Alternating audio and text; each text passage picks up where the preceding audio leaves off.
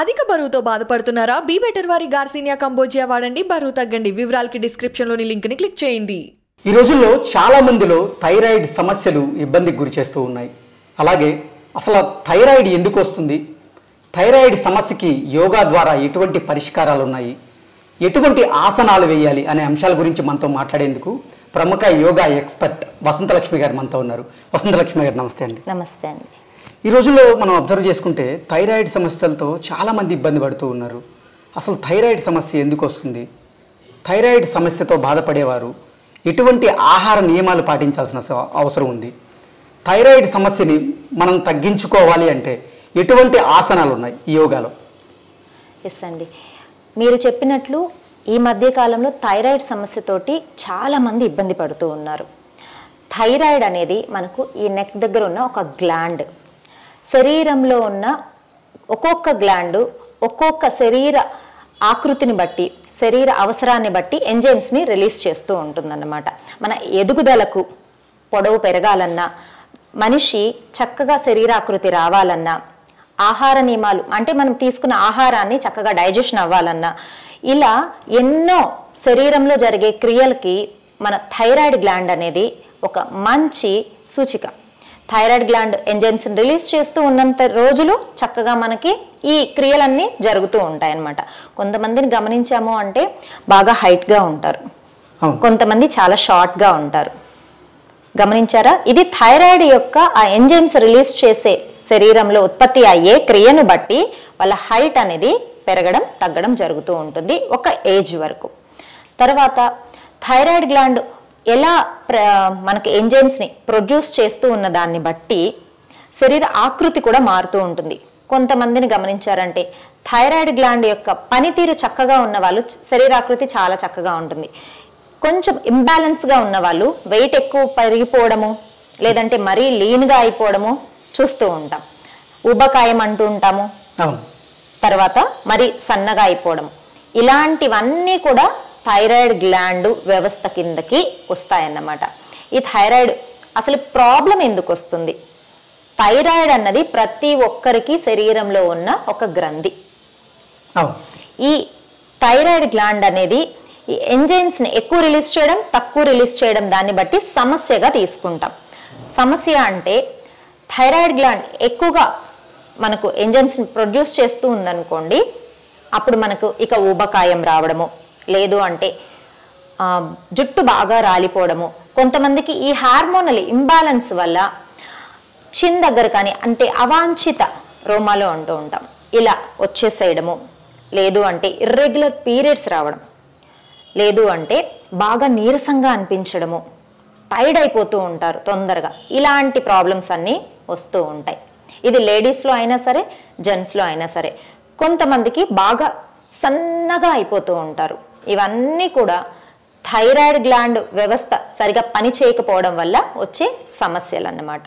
Okay Vasanthalakshmi గారు, అసలు thyroid సమస్యతో బాధపడే వాళ్ళు ఎటువంటి ఆహార నియమాలు పాటించాల్సినటువంటి అవసరం ఉంది? ఎస్ అండి, థైరాయిడ్ సమస్యతో ఇబ్బంది పడుతూ ఉన్న వాళ్ళకి కొన్ని ఆహార పదార్థాలని ఖచ్చితంగా అవాయిడ్ చేయవలసిన అవసరం ఉంది. లైక్ క్యాలీఫ్లవర్కి సంబంధించిన, రూట్కి సంబంధించిన ఆహార పదార్థాలు, క్యాలీఫ్లవర్ కావచ్చు, క్యాబేజీ కావచ్చు, బ్రోకలీ కావచ్చు, ఇలాంటి ఆహార పదార్థాలు తీసుకున్నప్పుడు థైరాయిడ్ యాక్టివేషన్ అనేది హైపర్ ఉంటుందన్నమాట. అందువల్ల వాటిని అవాయిడ్ చేయమని చెప్తూ ఉంటాం. కొన్ని రకాల చిరుధాన్యాలు తీసుకున్నప్పుడు కూడా ఈ థైరాయిడ్ సమస్య కొంచెం ఎక్కువయ్యే అవకాశం ఉంది. అంటే లైక్ మిల్లెట్స్లో సామలు కానీ, అరికెలు కానీ, జొన్నలు కానీ ఇలాంటివి తీసుకున్నప్పుడు అందరికీ సూట్ అవ్వవు. థైరాయిడ్ ప్రాబ్లం ఉన్న వాళ్ళు వీటిని ఖచ్చితంగా అవాయిడ్ చేసుకోవాలి. థైరాయిడ్ ప్రాబ్లం ఉన్నా కూడా అందరికీ చక్కగా సూట్ అయ్యే మిల్లెట్స్ ఉంటాయి. అవి ఏంటి అంటే రాగులు కానీ, గోధుమలు కానీ ఇలాంటివి తీసుకుంటూ ఉండాలి. తర్వాత ఖచ్చితంగా థైరాయిడ్ సమస్యలు ఉన్న వాళ్ళు అన్హెల్దీ ఫుడ్స్ అంటే processed food, out side process చేసి పెట్టేసి ఉంటారు, ఎప్పుడో చేసి పెట్టుంటారు, ప్యాక్ చేసి పెట్టేసి ఉంటారు, వాటిల్లో కెమికల్స్ కూడా మిక్స్ అయి ఉంటాయి అన్నమాట. ఇలాంటివి తీసుకోవడం ఖచ్చితంగా అవాయిడ్ చేయాలన్నమాట. లేదు అంటే వాళ్ళకి ప్రాబ్లం అనేది ఎక్కువ అవుతూ ఉంటుంది. వసంతలక్ష్మి గారు, థైరాయిడ్ సమస్యతో బాధపడే వాళ్ళకి యోగాలో ఎటువంటి ఆసనాలు వేస్తే ఉపయోగం ఉంటుంది? ఎస్ అండి, యోగా ద్వారా థైరాయిడ్ గ్లాండ్ యొక్క హార్మోనల్ ఇంబ్యాలెన్స్ స్థితిని మనం చక్కగా మెరుగుపరుచుకోవచ్చు. మనకు ఊష్ట్రాసన, మత్స్యాసన, సర్వాంగాసన ఈ ఆసనాల ద్వారా రెగ్యులర్ ప్రాక్టీస్ తోటి ఈ థైరాయిడ్ సమస్య నార్మల్ స్థితికి వచ్చేస్తూ ఉంటుంది. ఎంతో కాలంగా థైరాయిడ్ తోటి ఇబ్బంది పడే వాళ్ళకు కూడా ఈ ఆసనాలు రెగ్యులర్గా ప్రాక్టీస్ చేయడం ద్వారా థైరాయిడ్ సమస్య నార్మల్కి వచ్చేస్తుంది. ఈ థైరాయిడ్ సమస్య ద్వారా వచ్చిన ఇతర అన్ని సమస్యలు కూడా లైక్ ఒబేసిటీ కావచ్చు, ఇన్ఫర్టిలిటీ కావచ్చు, లేదు అంటే ఇర్రెగ్యులర్ పీరియడ్స్ కావచ్చు, ఇలాంటివన్నీ కూడా తగ్గిపోతాయి. వసంతలక్ష్మి గారు, థైరాయిడ్ సమస్యని తొలగించడానికి ఈ ఆసనాలతో పాటుగా ఏదైనా ముద్ర ఉందా?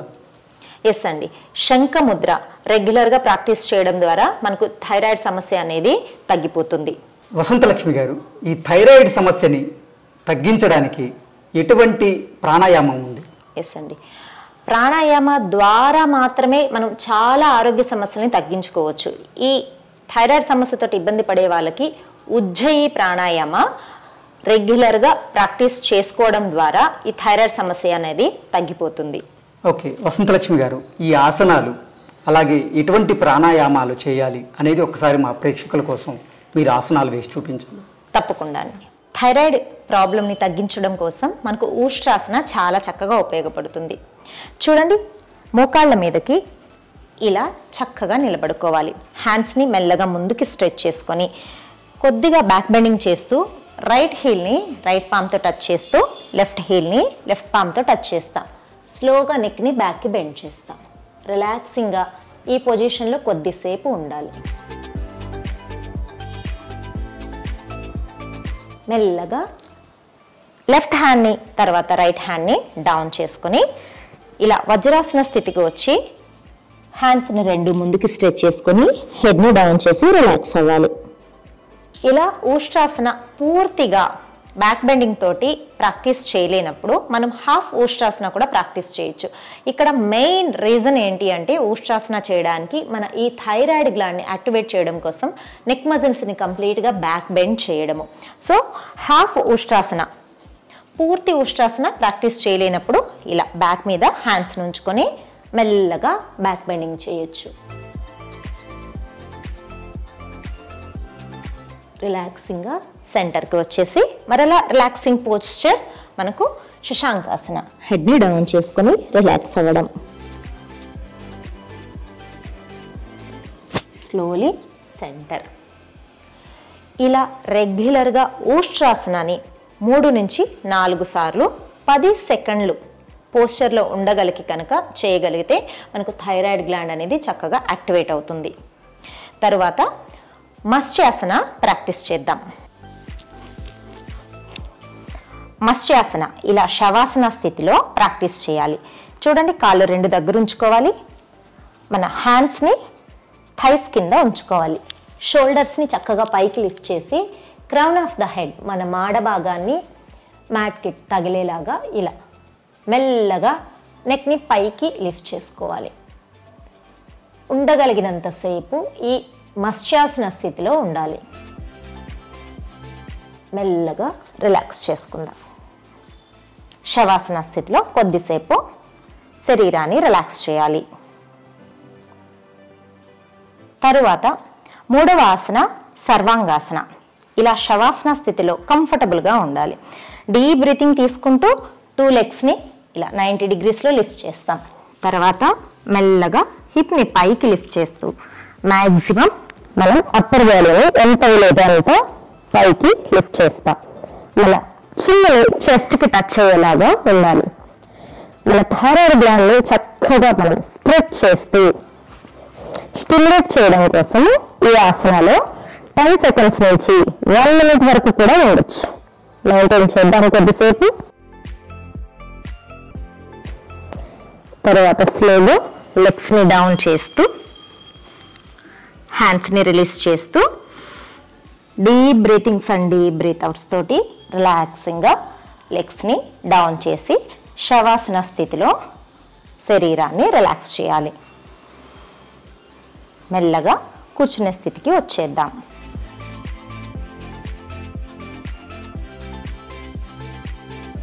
ఓకే వసంతలక్ష్మి గారు, అసలు థైరాయిడ్ సమస్యని అరికట్టాలంటే ఎటువంటి ఆసనాలు వేయాలి అని మీదైన శైలిలో చాలా చక్కగా వివరించారు. అలాగే మా ప్రేక్షకుల కోసం ఎటువంటి ప్రాణాయామం చేయాలి అనేది కూడా ఒకసారి చూపించగలరు? ఎస్ అండి. ప్రాణాయామ మనం ముందుగా చెప్పుకున్నట్లు థైరాయిడ్ సమస్యతోటి ఇబ్బంది పడే వాళ్ళు ప్రతి నిత్యము ప్రాక్టీస్ చేయవలసిన ప్రాణాయామ ఏంటి అంటే ఉజ్జయి ప్రాణాయామ. పేరులోనే ఉంది జయం అన్నమాట. మన థైరాయిడ్ సమస్యని చాలా చక్కగా నివారిస్తుంది. మెల్లగా మన గొంతు మజిల్స్ని లోపలికి సక్ చేస్తూ, చిన్నపిల్లలు గురక పెడతారు కదా, అలా గురక లాంటి సౌండ్ని తీసుకుంటూ శ్వాసను తీసుకుంటాం, అంటే బ్రీతింగ్ చేస్తాం. తర్వాత ఎగ్జలేషన్ రైట్ నాస్ట్రిల్ని క్లోజ్ చేసి లెఫ్ట్ నాస్ట్రిల్ ద్వారా చేస్తాం. ఒకసారి చేసి చూపిద్దాను. షూర్, తప్పకుండా. చూడండి, రిలాక్సింగ్గా థ్రోట్ మజిల్స్ని గమనించండి.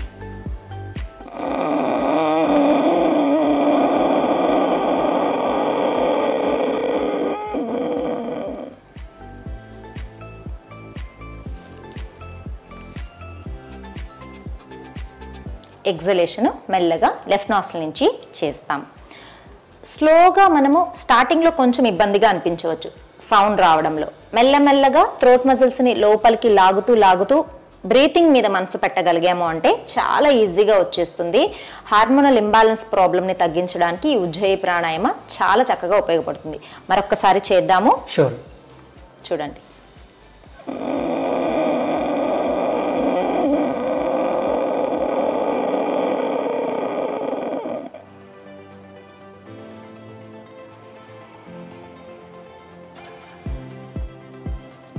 నెమ్మదిగా లెఫ్ట్ నాస్ట్రిల్ నుంచి ఎగ్జలేషన్ చేస్తాం. ఇలా ఇప్పుడు మనం 2 టైమ్స్ ప్రాక్టీస్ చేస్తాం. మన థైరాయిడ్ యొక్క ఇంటెన్సిటీని బట్టి, అంటే ప్రాబ్లం యొక్క తీవ్రతను బట్టి చాలామంది మనము గమనించామంటే 100 mg, 120 mg, 150 mg, 200 mg ఇలా థైరాయిడ్ సమస్య ఎక్కువ తీవ్రతను బట్టి వాళ్ళు టాబ్లెట్స్ యూస్ చేస్తూ ఉంటారు. వాళ్ళ తీవ్రతను బట్టి మనం 2 టైమ్స్ ప్రాక్టీస్ చేయాలా, 5 టైమ్స్ ప్రాక్టీస్ చేయాలా, లేదా 9 టైమ్స్ ప్రాక్టీస్ చేయాలా అన్నదే ఉంటుందన్నమాట.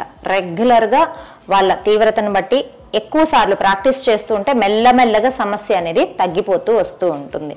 ఓకే వసంతలక్ష్మి గారు, ప్రాణాయామం ఎలా చేయాలనేది చాలా స్పష్టంగా వివరించారు. అలాగే అసలు థైరాయిడ్ సమస్యకి ఎటువంటి ముద్రలు ఉన్నాయి? థైరాయిడ్ సమస్యతోటి ఇబ్బంది పడే వాళ్ళకి శంఖ ముద్ర చాలా చక్కగా ఉపయోగపడుతుంది. చూడండి ఎలా వేయాలో. లెఫ్ట్ పామ్ తీసుకుంటాం, రైట్ థంబ్ని లెఫ్ట్ పామ్లో ఉంచాలి. ఎస్, ఈ రైట్ థంబ్ని క్లోజ్ చేసుకోవాలి. రైట్ 4 ఫింగర్స్ని ఇలా లెఫ్ట్ థంబ్కి టచ్ చేస్తాం. ఇలా పైనుంచి తీసుకోవాలి. ఎస్, ఒకసారి లోపలికి చూసుకోండి, శంఖంలాగా కనిపిస్తుంది. హృదయ స్థానంలో ఉంచుకొని ఇది శంఖముద్ర అంటాము. టంగ్ని లోపలికి ఫోల్డ్ చేసుకోవాలి. కళ్ళు మూసుకొని టంగ్ని లోపలికి ఫోల్డ్ చేసుకొని రిలాక్సింగ్గా మనస్సులోనే ఓంకార ఉచ్చారణ జరపాలి 5 సార్లు. 5 నుంచి 10 నిమిషాలు శంఖముద్రలో కనుక ఉండగలిగితే థైరాయిడ్ గ్లాండ్కి మనం చాలా చక్కగా సాధన చేసినట్లు అవుతుంది. ఓకే వసంతలక్ష్మి గారు, అసలు థైరాయిడ్ సమస్య నుంచి బయటపడాలంటే యోగాలో ఎటువంటి ఆసనాలు ఉన్నాయి, ఎటువంటి ప్రాణాయామాలు ఉన్నాయి, ఎటువంటి ముద్రలు ఉన్నాయి అని చాలా చక్కగా వివరించి మీదైన శైలిలో చేసి చూపించారు. ధన్యవాదాలు. ధన్యవాదాలు.